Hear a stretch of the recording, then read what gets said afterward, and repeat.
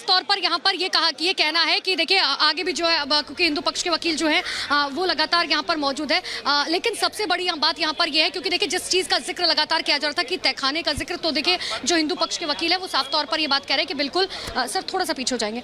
Sir एक second, sir मुझे ये बताइए कि कोर्ट के अंदर जो है आज किन आर्ग्यूमेंट्स को लेकर बातचीत की? देखिए, विपक्षियों की तरफ से 56 गाह एप्लीकेशन जो आई थी, जिसमें उन्होंने आपत्ति दर्ज की थी एडवोकेट कमिश्नर को बदलने के लिए, मूलतः केवल उसी पर चर्चा हो रही है। 2 दिनों से उसी पे सारी चर्चा हुई।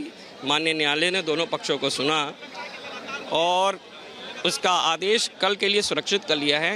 कल आफ्टर लंच उस पर ऑर्डर आ जाएगा और मैं समझता हूँ फेवर पूर्ण रूप से हिंदू समाज के हित में आएगा। कमीशन की कार्रवाई होगी। हाँ, 1% ऐसा भी दिख रहा है कि माननीय न्यायालय, जैसा कि दोनों पक्षों ने, हमने भी, विपक्षियों ने भी एक ही बात रखी है, ऐसी दे देगा और कमिश्नर बदला जाए कि नहीं बदला जाए इस पर भी निर्णय कर ले लेगा। एक चीज़ बताइएगा कि कुछ लोगों का ये कहना है कि अगर अंदर कोई वीडियोग्राफी होती है तो प्लेसेस ऑफ वर्शिप एक्ट की अवमानना है। कोई प्लेसेस ऑफ एक्ट जो है वहाँ जो है लागू नहीं होता है, क्योंकि अभी डिसाइड ही नहीं कि मंदिर है कि मस्जिद है। आप कह रहे हैं कि मस्जिद है, हम कह रहे हैं मंदिर है। आपका मस्जिद डिसाइड नहीं है, हमारा मंदिर डिसाइड नहीं है, तो कैसे वो प्लेसेस ऑफ वर्शिप एक्ट 1991 कैसे लागू होगा उस पर? जब वो तय ही नहीं है, जब वो तय होता है कि अगर ये मस्जिद है तो हम पीछे, हम पूरे एक्ट के अधिकार के तहत आपको जो है हमको रोका जाता। लेकिन जब तय नहीं है कि मस्जिद है कि मंदिर है, तो एक्ट कैसे ये न्यायालय को पहले निर्णय तो ले लेने दीजिए कि ये मंदिर है कि मस्जिद है, फिर आपका एक्ट लागू होगा उस पर। वकील साहब, मुस्लिम पक्ष की तरफ से क्या दलीलें रखी गई आज?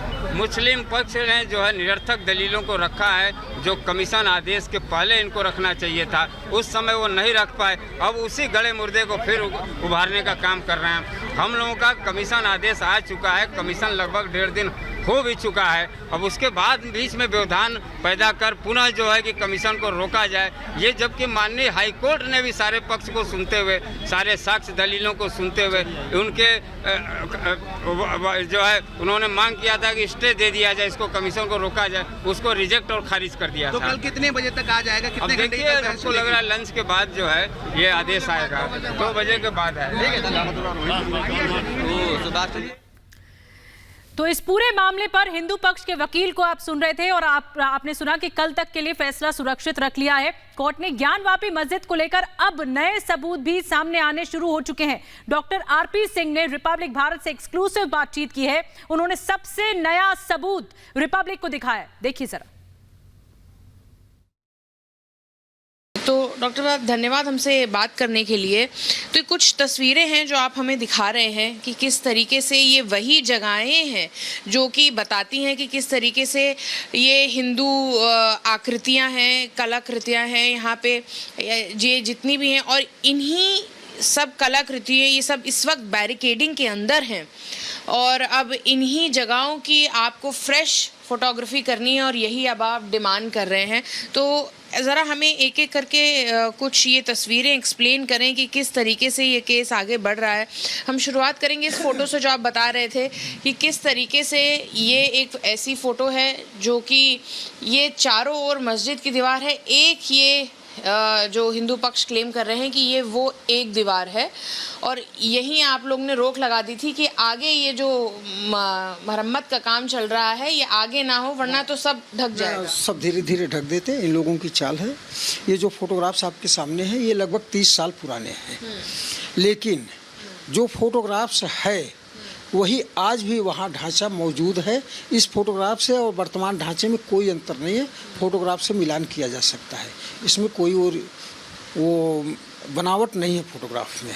वो चाहे कोर्ट इस फोटोग्राफ को देख ले, कोर्ट नहीं मानती है, वर्तमान में वीडियोग्राफी करा ले, फोटोग्राफी करा ले। इसी को देखते हुए हम लोगों ने वहाँ पे जांच कमीशन की मांग किया कि जांच कमीशन बैठाया जाए। कोर्ट ने जांच कमीशन अपॉइंट किया। अब वो जांच कमीशन, चूँकि आंदोलन धीरे धीरे राम जन्मभूमि के बाद जो है बढ़ता चला गया, तो सरकार ने उस पर बैरिकेटिंग बहुत ज़्यादा कर दी। अब 30 फुट खंबे और फिर 15 फीट की जाली लगा करके बैरिकेटिंग कर दिया। तो बैरिकेटिंग के बाद बहुत साफ कोई चीज़ दिखती नहीं है।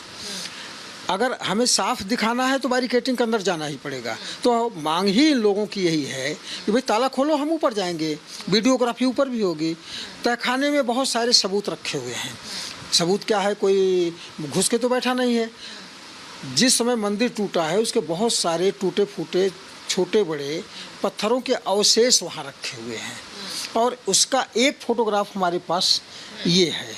ये वो तहखाना हाँ। है जिसके अंदर सारे सबूत हैं। सारे सबूत रखे आप हुए यही जानना हैं चाहते और हम लोग कह रहे हैं कि आप तहखाने के अंदर चलने दो, ताला खोलो और हम उसकी भी वीडियोग्राफी करेंगे, उसके भी सबूत दिखाएंगे। और 100% मेरा दावा है इस तहखाने में जो भी अवशेष रखे गए हैं, जो भी कलाकृतियाँ उस पर बनी हुई टूटी फूटी दिखती हैं, वर्तमान में जो मूल स्ट्रक्चर खड़ा है उसमें भी वही कलाकृतियाँ हैं। और बहुत सारे पत्थर हैं, अगर पत्थरों को हटाया जाए तो हमारे वहाँ टूटे फूटे शिवलिंग और तमाम देवी देवताओं के विग्रह निश्चित रूप से मिलेंगे यदि हिंदू विरोधी सरकारों के कार्यकाल में सुरक्षित रही होंगी तो।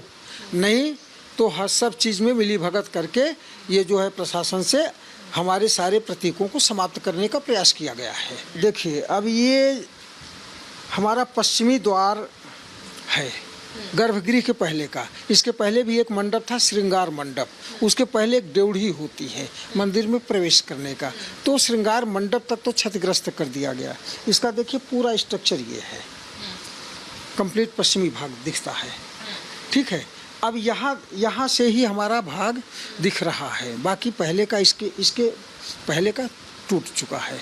और इसमें आप स्पष्ट रूप से देख सकते हैं, अगर इसको थोड़ा सा क्लोज करके दिखाइए, ये जो लट्टू बने हैं, ये जो घंटे की आकृति दिखाई जा रही है, ये जो तमाम चिन्ह हैं, तमाम कमल की पंखुड़ियाँ उकेरी गई हैं और बहुत सारे प्रतीक दिखाए गए हैं, ये वर्तमान में मौजूद है। हमारा कहना यही है कि आप वीडियोग्राफी कराओ।